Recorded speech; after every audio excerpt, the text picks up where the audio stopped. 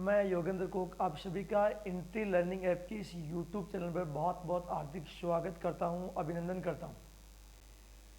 प्यारे बच्चों, यदि अभी तक आपने गूगल प्ले स्टोर से एंट्री लर्निंग ऐप को इंस्टॉल नहीं किया है तो प्लीज़ आप एंट्री लर्निंग ऐप को ज़रूर इंस्टॉल कर लीजिएगा। आपको यहाँ पे क्या क्या कोर्सेज अवेलेबल होंगे, आप किसी भी स्टेट की टेट एग्ज़ाम की, वो चाहे आर टेट है, एस टेट है, यूपी टेट है, एमपी टेट है, सी टेट है या डीएसएसबी है, सारी एग्जामों का कोर्स बहुत ही बेहतरीन टीम द्वारा और बहुत ही ज़बरदस्त कंसेप्ट के साथ करवाया जाएगा। आप हमें सोशल मीडिया पर भी फॉलो कर सकते हैं, यूट्यूब पे, टेलीग्राम पे, या मैं बात करूं इंस्टा पे, फेसबुक पे और ट्विटर पे। मेरे प्यारे बच्चों, आज अपन चर्चा करेंगे मैथमेटिक्स और मैथमेटिक्स सी टेट। मेरी बात को सुनना, सी टेट 2018 का जो पेपर लगा था, अभी क्लास में चर्चा करेंगे अपन पेपर फर्स्ट के बारे में कि सी टेट 2018 पेपर फर्स्ट क्या था। फटाफट से सॉल्यूशन में चर्चा करते हैं, एक एक चीज़ को बहुत आसानी के साथ क्लियर करते हुए चलना है। 15 क्वेश्चन आपके जनरल मैथ्स के होते हैं, 15 क्वेश्चन पेडागोजी के होते हैं। पहला क्वेश्चन फटाफट से देखिएगा, अशिक्षित दुकानदार द्वारा उपयोग किए जाने वाला गणित कैसा होता है? क्या सभी गणितीय समस्याओं को हल करने में उपयोगी होता है? जी नहीं। क्या इसमें अस्पष्ट और बहुत कम स्तर की शुद्धता होती है? जी नहीं। गणित की संबंधित समस्याओं को हल करने में वैकल्पिक रणनीति के रूप में कक्षाओं में शिक्षकों द्वारा चर्चा की जानी चाहिए। जी राइट आंसर। समझ पाए बात को? एक शिक्षक को गणित कक्षा में बच्चों के एक विशेष समूह को कैसे संभालना चाहिए? देखो, बहुत कॉमन सेंस की बात है। अलग अलग देखो, एक ही कक्षा में सभी बच्चों के एक समूह? जी नहीं। अलग अलग क्षमता वाले बच्चों को एक साथ समूहित रखकर ताकि वे एक दूसरे से सीख सके। बिल्कुल एग्जैक्टली राइट आंसर है।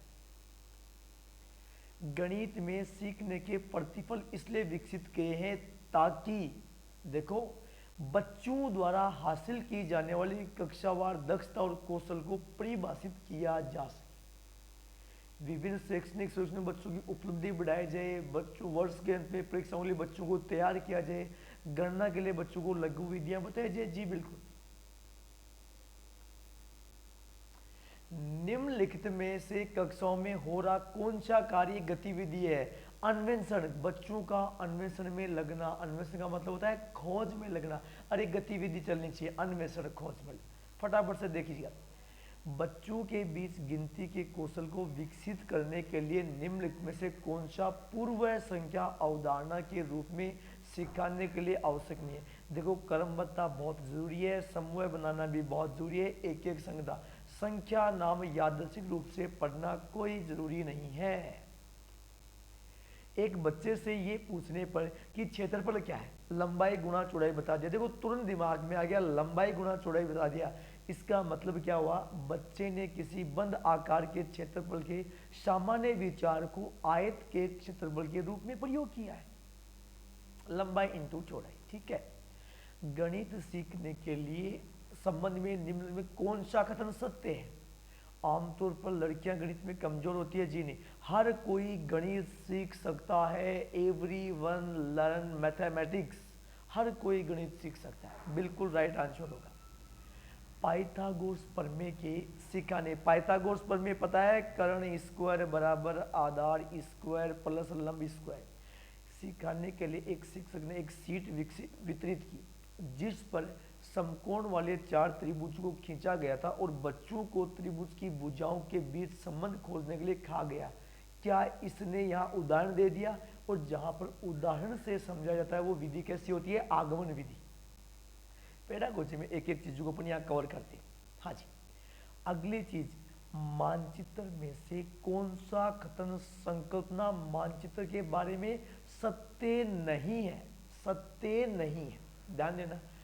संकल्पना मानचित्र केवल शिक्षकों द्वारा बनाया जाना उचित होगा। संकल्पना मानचित्र प्रकृति में पदानुक्रमित। जी बिल्कुल। संकल्पना मानचित्र नए शिक्षण को पूर्व ज्ञान से जोड़ने में बिल्कुल सहायक होता है। ये सारी बातें सत्य हैं। संकल्पना मानचित्र अंतर संबंधित अवधारणाओं और उन्हें जोड़ने वाले लिंक का संगठन प्रस्तुत करता है। ये सत्य नहीं है। डी आपका राइट आंसर हो जाएगा। ठीक है। हाँ जी। बड़ा प्यारा सा क्वेश्चन है यार। 2/3 प्लस 4/5, एलसीएम कितना आ गया 15, 3 5, 5 गुणा 2 10, 5 से 3 12, रिजल्ट कितना आ गया आपके पास 22/15। क्या लिखते हैं 1 सही 7/15 आपका एग्जैक्टली राइट आंसर है। सीटेट 2018 का पेपर लेवल फर्स्ट की बात करूं, दिए गए आकृतियों के लिए कौन सा कथन ठीक नहीं है। देखो इन आकृतियों को देखो, ये आपको आयत लग रहा है, ये भी आयत लग रहा है, ये समांतर चतुर्भुज आपको लग रहा होगा, समचतुर्भुज भी बोल सकते हैं। देखो इनमें से एक समांतर चतुर्भुज नहीं है जी, सारे समांतर चतुर्भुज है। पहला ठीक नहीं है, सॉरी पहला ही ठीक नहीं है, मैं बता रहा हूं। देखो सभी समांतर चतुर्भुज होते हैं। समांतर चतुर्भुज का मतलब आमने सामने की भुजा सारी समांतर है। आप इस बात को गौर करो, चौथा ऑप्शन देख रहा हूं, आमने सामने की सारी भुजा समांतर। दो आयत है, जी हाँ ये दोनों आयत भी बन रहे, इनमें दो समचतुर्भुज भी बन रहे, इनमें से एक समांतर चतुर्भुज नहीं है, ये गलत कथन है। सारे ही समांतर चतुर्भुज है, ये चारों के चारों ही। कौन सा 11,1111। देखो सबसे पहले ये दिमाग करता है, अरे कैसे भैया 11,000 1111, ये 1 2 1 1, ये आपका राइट आंसर आएगा। ठीक है, हाँ जी। देखो बिंदु ए और बिंदु बी नीचे दिखाए गए नंबर रेखाओं पर संख्याओं का प्रतिनिधित्व करते हैं। देखो ये 25 जा रहे हैं, 39 जा रहे हैं, 61 जा रहे हैं। बोल रहा है आपसे ए और बी के बीच की दूरी पूछ रहा है, सॉरी ए और बी के बीच की दूरी। देखो ये 25 है, ये 39 है, इसका मतलब ये और नंबर चल रहे हैं, तो 25, ये 27, ये 29, ये 31, 33, 35, 37, 39, दो अक्रम बन रहा है क्या। अगर ये 61 है, 59 है, 57 है, 55 है, और ये कितना हो गया, ये 53,000 है और ये 31 जा रहे हैं, बोलो अंतर कितना हो गया 22,000 इकाई का। बड़े सिंपल क्वेश्चन है यार, बड़े सिंपल क्वेश्चन है। ओहो, 3.25 kg चीनी से 1/16 kg चीनी के कितने पैकेट बनेंगे। मैं बोलूं 50 kg चीनी से 5 kg चीनी के कितने पैकेट बनेंगे। आप क्या करोगे, 50 में 5 क्या भाग दोगे, तो इस 3.25 में आपको भाग देना है 1/16 का। अरे ये तो करेंगे, ये हो गया 13/4 अपोन में 1/16, 16 ऊपर जाएगा 16/1, ये 4 से 4, 13 गुणा 4 52, आपका एग्जैक्टली राइट आंसर हो गया। अरे 50 kg में 5 kg कितने पैकेट, 50/5 कर लो। हरीश ने 18:40 बजे यात्रा शुरू की, यानी 6:40 बजे यात्रा शुरू की, और 22:20 यानी 10:20 पर यात्रा समाप्त कर ली। अगर ये 6:40 से 10:40 तक होता तो 4 घंटे होते, अब 20 मिनट कम है तो कितना हो जाएगा 3 घंटे और 40 मिनट हो जाएगा। 6:40, 7:40, 8:40, 9:40, 3 घंटे और 40 मिनट हो जाएगा। बड़े सिंपल क्वेश्चन है। 200 ml और 300 ml माप वाले बर्तनों का उपयोग करके 2000 ml आयतन की एक बाल्टी भरनी है। सुनेगा एक क्वेश्चन, मैंने इसका एक बहुत प्यारा क्वेश्चन बता चुका हूँ, ठीक है। 200 ml और 300 ml के बर्तनों द्वारा क्रमशः बाल्टी भरने के लिए बर्तनों में निम्नलिखित में से कौन सा सही नहीं है, कौन सा राइट नहीं है। 6 और 3 सही नहीं है। बड़ा सिंपल सा बेसिक से डिवाइड आपको यहाँ करना है। हाँ जी, देखो निम्नलिखित में से सबसे अच्छा अनुमान, देखो ये 7 पॉइंट देगा तो सबसे नजदीक 7 आएगा, जी हाँ। ये 3.85 है तो इसके नजदीक 4 आएगा, ये दोनों सही होंगे। 9.09 के नजदीक 9 आएगा, सबसे सही अनुमान, राइट आंसर। यदि ग्रिड में एक छोटा वर्ग 4 वर्ग इकाई का है तो ग्रिड पर बनाए गए आयतन, देखो एक छोटा वर्ग 4 वर्ग का है तो सबका आयतन 1 2 3 4 5 6 गुणा 4 24।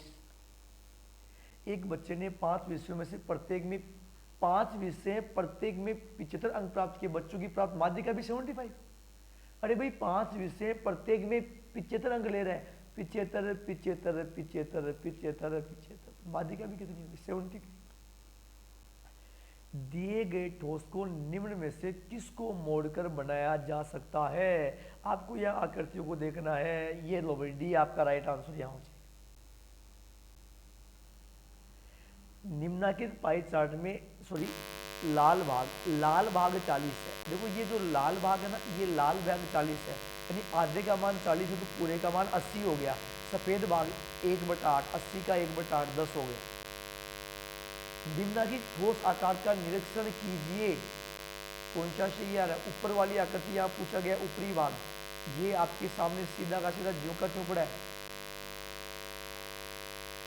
निम्नलिखित में से किसकी लागत अधिक है? देखो 250 रुपये प्रत्येक पैकेट वाले 200 पैकेट, ध्यान देना 250 रुपये प्रत्येक पैकेट वाले 20 गुणा दर्जन, बोलो कितना आएगा? 240। देखो यहाँ 200 पैकेट की कीमत 250 रुपये है, यहाँ 240 की कीमत है। किसकी लागत अधिक है भैया? 200 की 250 है, यहाँ 240 की 250 है। 240 यहाँ पे आपको दिख रहा है जो 240 की 250 है, ये आपके पास ये वाला हो गया ना, ये यहाँ 200 पैकेट के 250 रुपये लगे, ठीक है, ये वाली लागत सब में। अरे 1 -1 1 -1 कुछ सोचना ही नहीं है, 0 आपका राइट आंसर हो गया। प्राथमिक कक्षाओं में बच्चे गणित में क्या सीखते हैं? इनके आकलन का अध्ययन किस पर नहीं होना चाहिए? इस चीज पर नहीं होना चाहिए, गणित की समस्याओं का जवाब देने में सटीकता, इस पर कोई बिल्कुल नहीं। प्रारंभिक कक्षाओं में गणित के अवधारणाओं के विकास में निम्नलिखित निर्देशों का अनुरूप किस प्रकार किया जाना चाहिए? देखो सबसे पहले भाषा के माध्यम से, भाषा किस में आ रही है? बी और डी में आ रही है। अगर मैं भाषा के बाद बात करूँ तो अनुभव भी होना चाहिए, ये सही आ रहा है। उसके बाद चित्र होना चाहिए, चित्र इसमें अभी एक बच्चे ने नीचे दिखाए अनुसार 2 संख्याएं घटाई, बच्चे का आंसर सही नहीं है, इसका मतलब क्या हुआ? अरे 3 में से 7 लेस नहीं होना, 13 में से 7 रहेंगे, यहाँ एक स्थान है, स्थानीय मान के बारे में उसको गलत धारणा है। अभी बच्चे को घटाव की प्रक्रिया में स्थानीय मान के बारे में गलत धारणा है, तो स्थानीय मान के बारे में सही धारणा होती है, आपका राइट आंसर होगा। अधिगम और आकलन के चक्कर के निम्नलिखित चरणों को क्रम में व्यवस्थित कीजिए। अब देखो ये तो आपको पास थोड़ी याद होना चाहिए, आपके पास सबसे पहले देखो शिक्षण अधिगम और आकलन की योजना बनाना और संगठन करना होता है, सेकंड इन 2 में आ रहा है। उसके बाद में शिक्षण अधिगम के साथ एकीकृत आकलन करना होता है, डी ऑप्शन आपका राइट होता है। रोमन अंकों का उपयोग आमतौर पर हिंदू अरबी अंकों जैसी संख्याओं के लेखन में क्यों नहीं किया जाता? रोमन अंक स्थानीय मान का नियोजन नहीं करते, इसलिए इन अंकों का उपयोग करके गणना करना बड़ा मुश्किल काम होता है। एक शिक्षक अपनी कक्षा में बच्चों को उनके परिवेश में मौजूद वस्तुओं के भौतिक गुणों को अपने शब्दों में समझाने के लिए प्रोत्साहित करता है। अपने छात्रों के साथ ऐसी गतिविधि करने के पीछे शिक्षक का सबसे उचित उद्देश्य क्या है? ये बच्चों को अनौपचारिक रूप से किसी वस्तु के भौतिक गुणों का निरीक्षण करने का अवसर देता है, जो आकारों के बारे में उनकी समझ को गहन बनाता है। ये था भैया कंप्लीटली CTET 2018 पेपर फर्स्ट। चर्चा करेंगे नेक्स्ट क्लास में 2018 पेपर सेकंड। अरे इसमें देखो ये तो पेडागोजी अगर आपको याद है तो तुरंत फटाफट से अगर चीज़ों को समझा हुआ है तो, और अर्थमेटिक तो यहाँ क्वेश्चन ही नहीं थे, बहुत जनरल मैथ के सिंपल क्वेश्चन थे, यहाँ कोई समझाने वाले कोई विशेष वजह यहाँ नहीं। 2018 सेकंड पेपर में जहाँ काफ़ी अच्छे क्वेश्चन आए गए, उनको अपन बड़े विस्तार से चर्चा करेंगे नेक्स्ट क्लास में।